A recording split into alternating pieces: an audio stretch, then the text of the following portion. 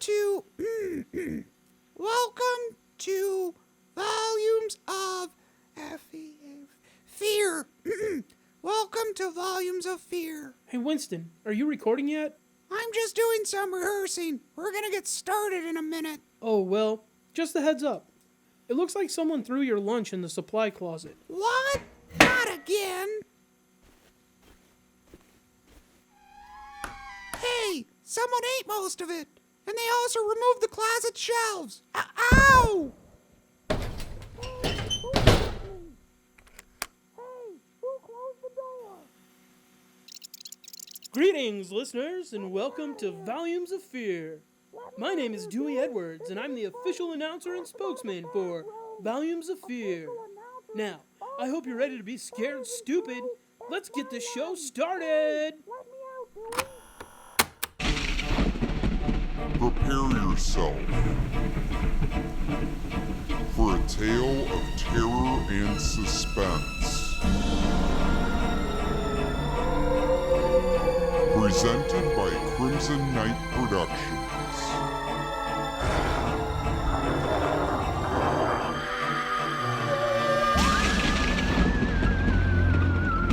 This is Volumes of Fear.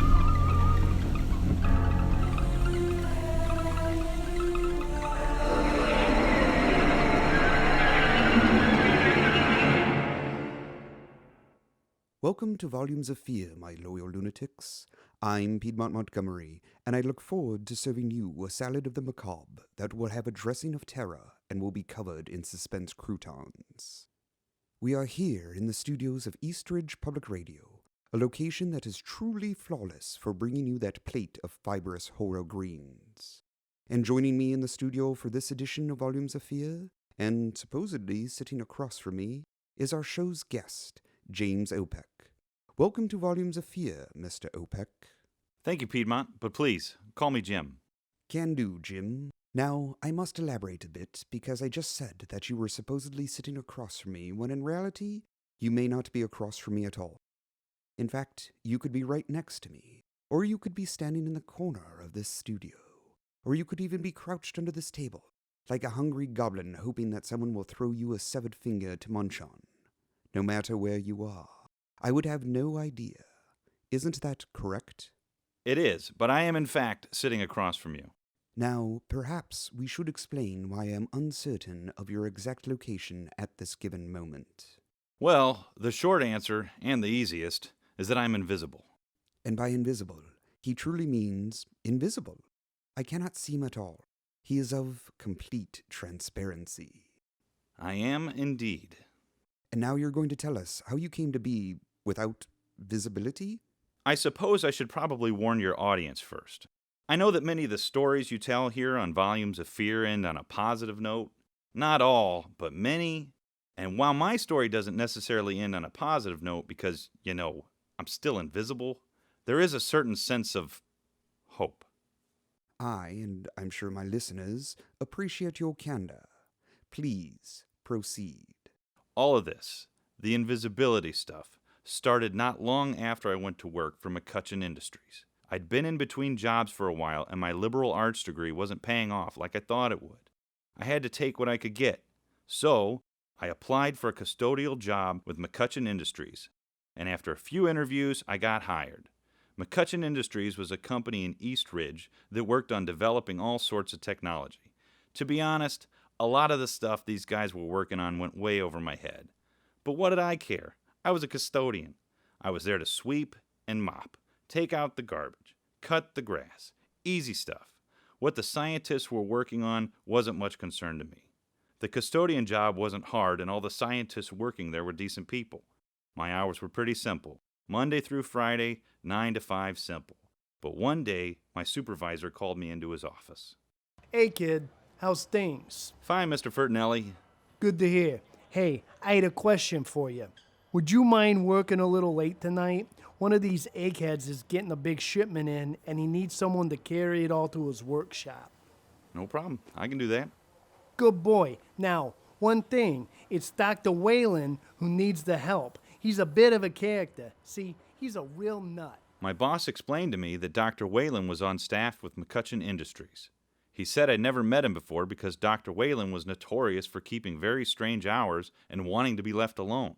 In fact, I'd never swept or emptied the garbage in his laboratory. But I was a team player and staying an hour or two late wasn't going to kill me. Dr. Whalen's shipment was dropped off at the loading dock just a little after closing time. By this point, everyone had gone home for the day, so it was just me and Dr. Whalen and a security guard. I went and got a dolly and headed for the loading dock. It was weird, because when I got there, I saw there was just one box, and it was kind of small. I was expecting a bunch of heavy boxes. I didn't even need the dolly. I just grabbed the little box and took it to Dr. Whalen's workshop. When I got there, the door was closed, so I knocked. Little did I know that in a matter of minutes, my life would never be the same. Just a moment. Who are you? What are you doing here? I've got your shipment here. Ah, yes, of course you do. Excellent. Do you want me to bring it in? Haha, of course. Please, enter. Dr. Whalen was short and sort of stout. His black hair was a mess, and he looked rather unkempt. He wore thick glasses that had a bunch of scotch tape on them, and his lab coat was filthy. He was eccentric and skittish, and pretty much as soon as he let me in, I wanted out of his laboratory. Set it over there, by my computer. All right, no problem. Excellent. Thank you. What's your name? Jim, sir? Of course. Jim, do you think you could actually help me with one more thing? Sure. You see that platform over there? The one with the laser-looking thing above it? Yes, indeed. The one with the laser-looking thing above it. Could you go and see if it needs to be swept? Yeah, let me get the broom real quick. Actually, that isn't necessary. No, not at all. I just want you to assess whether or not it could use a sweeping. Okay. Good lad. Good. Dr. Whalen directed me to this weird platform thing. It was about a foot or so off the ground and wide enough for me to stand on. Hanging from the ceiling just over the platform was what looked like some sort of fancy laser aimed down at the platform. I stepped onto the platform and looked around to see if it needed to be swept. How does it look? Looks clean. I'm not seeing any sort of mess or anything. Give it a closer look, won't you? I didn't think much of his request other than maybe he was a germaphobe or something. I took another look and still didn't see anything anywhere. This weird laser platform thing that I was standing on was probably the cleanest thing in the entire building. But then, I heard a button click followed by some beeps. And then I heard the laser turn on. Before I could say or do anything, the laser lit up and then I saw a bright flash of white light. Then the laser began functioning, while I was directly under it. Hey, what's going on? It looks as though the laser has become operational. I wouldn't move, my dear boy. I wouldn't move, not unless you wish to become a blob of scrambled cells. The beam from the laser hit me. It was an odd sensation, almost like getting a Charlie horse, but all over. The process, or whatever was happening, only lasted a matter of seconds, and then the laser stopped operating. Oh, janitor boy? Janitor boy? What just happened? You're still here? Of course I'm here. What are you talking about? I can't see you. I can't see you at all. I didn't understand what Dr. Whalen meant. He said he couldn't see me, but then I looked at my hands, or what I thought were my hands, and there was a problem. My hands were gone, and so were my arms, and legs, and feet, and my entire body for that matter. I was there, but I couldn't see myself. Then it hit me. I was invisible. My dear boy, do you know what has happened? Dr. Whalen, what is going on? This machine that you are standing in, it can make a man invisible, and it worked. What do you mean? Allow me to explain. I admit I was a tad deceptive in needing your assistance with the shipment that came in. It was actually nothing more than a calendar of the cutest cats alive dressed in sailor outfits. What I really needed was to test this machine out on someone to see if it could, in fact, turn them invisible. So I made the purchase, contacted the building supervisor, and requested someone carry the shipment here. From there, it was simply a matter of luring them underneath my invisibility laser. You tested this thing out on me? I did, and I apologize for being so devious, but, my dear boy, rejoice in two things. You are the first to survive the invisibility laser's functioning, and you are now the first human being to ever be invisible. At least, that I know of. You see, it was a simple matter of cell rearrangement and then applying a masking agent. It was so simple, yet so complex. But now we've done it. I couldn't believe what Dr. Whalen was telling me. He lied and put my life at risk. He continued rambling about how he'd just done this amazing thing. I was so mad that I wanted to hit him, but I couldn't catch him because he started prancing around like a nerd who had just learned that he didn't have to go to gym class for the day. Then it happened. While celebrating that he had turned me invisible, he tripped on the very box that I had brought to him. The same box that was nothing more than a ruse to get a sap like me into his lab so he could conduct his experiment. I admit, it was sort of satisfying to watch as this egghead went splat on the ground, but it was also disconcerting to watch him as he lay motionless. I rushed over to him and instantly I knew he was dead. Shock came over me. I moved away slowly from the now dead body and right into a big crate. I wasn't sure what was in the crate, but it definitely made a loud crash. I heard someone come running into the lab. It was a security guard, and he rushed over to Dr. Whalen's body. Dr. Whalen, dude, are you all right? You look like you really cracked your noggin, bro. I wanted to call out to the security guard and explain everything, but I wasn't sure what to say, like, "Hey, fella, he's dead and I'm invisible." That's not easy for anyone to hear. I started to panic. And then I found myself running out of the building where McCutcheon Industries was housed. I remember running and running. I was scared and confused. I ran for a long time and didn't stop, until a car almost hit me. I remember cursing at the driver and screaming at him to watch out, but then I realized the driver couldn't see me. I was invisible after all. I needed to get a hold of myself and think. I looked around and realized that in my manic state, I'd ended up in downtown Eastridge. I saw a small coffee shop and decided to just go in and sit down for a moment. I slipped in quietly when a patron exited, and then I found a place that was away from the usual hipster doofuses that hung out there. It was nice and quiet, and I was just starting to collect my thoughts when suddenly a TV in the coffee shop began playing a news story. Ladies and gentlemen, this is Ian Epperkeckerstein with Eastridge Public Access News, and this is a breaking story. I'm currently at McCutcheon Industries, where famed scientist Dr. Millard Whalen was killed tonight. Authorities are on the scene now investigating.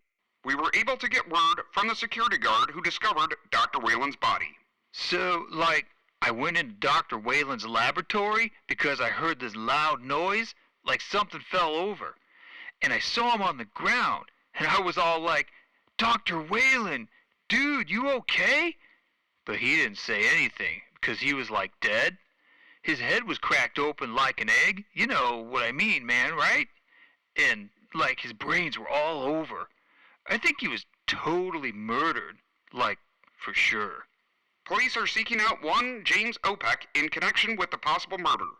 Opek is a custodian at McCutcheon Industries and is believed to have been working late assisting Dr. Whalen in his laboratory. I couldn't believe it. They thought I'd killed Dr. Whalen. I had to tell someone. I had to try to explain. But then the people in the coffee shop began talking about the murder. Oh man, I totally know that James Opa guy. He dated my sister. I knew he was a bad guy. This just makes sense. Yeah, I went to high school with him. He was also accused of murder when we were there. I'm tweeting about this right now. His name's already trending. People are connecting him to other murders. I was stunned. All of these people started talking about how they knew me and how I was capable of murder. I couldn't believe it. I was found guilty before I even had a chance to explain what happened. I shouted out, "That's not what happened!" Whoever said that needs to save their breath. That Opa guy is evil and a murderer. But that's not how it happened. It's too late. That dude is gonna fry for what he did to that poor innocent scientist. Any sort of interference in science should result in severe punishment. You're passing judgment on something you know next to nothing about. You don't have all the facts.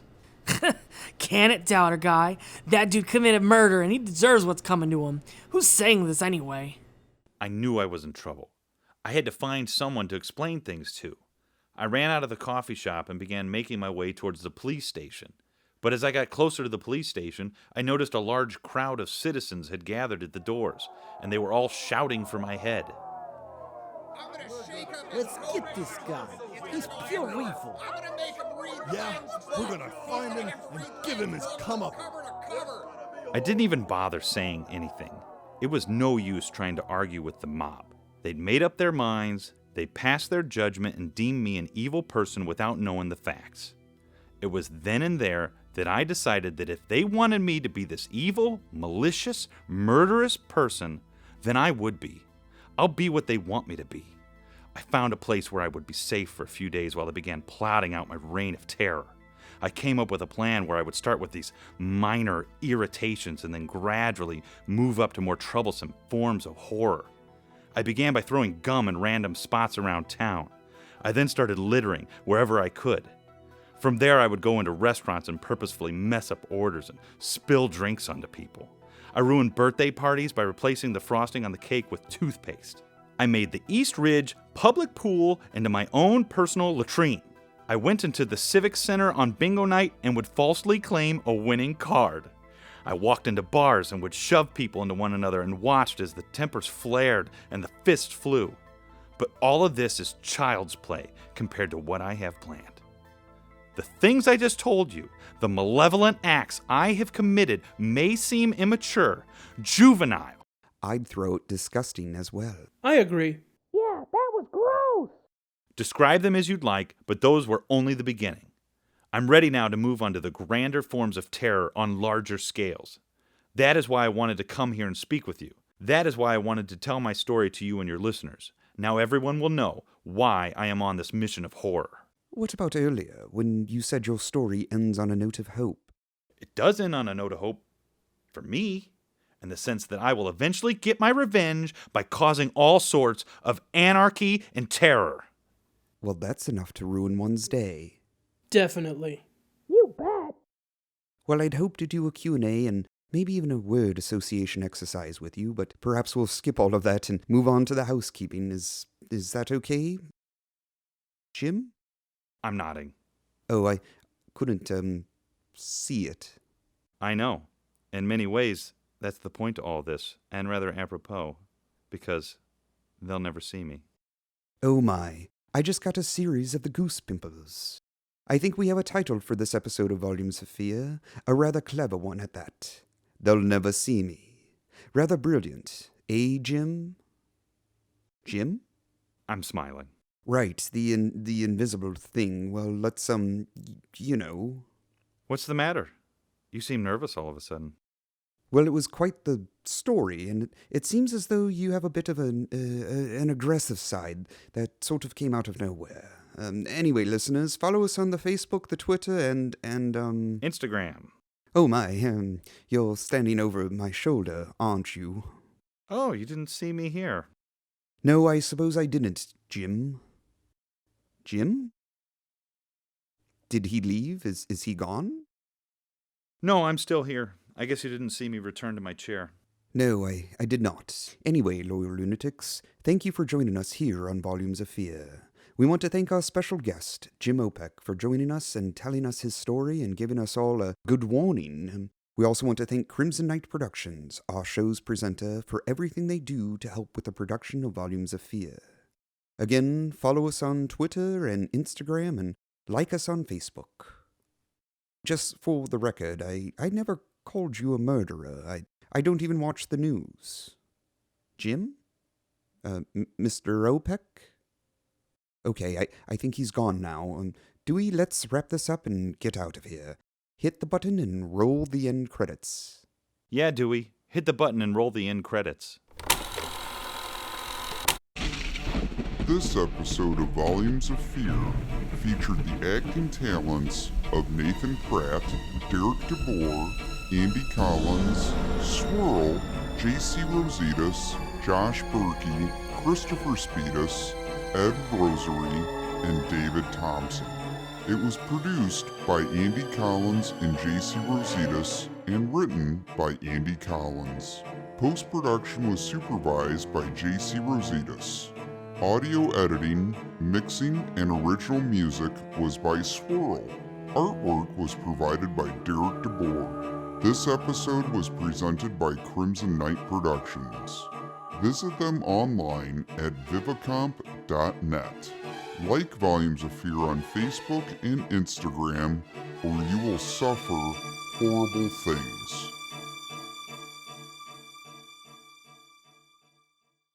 Oh, hey there, Count Panic. I got a question for you. What's that, Bob? What do you know about Mothman, the Loch Ness Monster, ghosts, demons, and things that go bump in the night? Not much, Bob.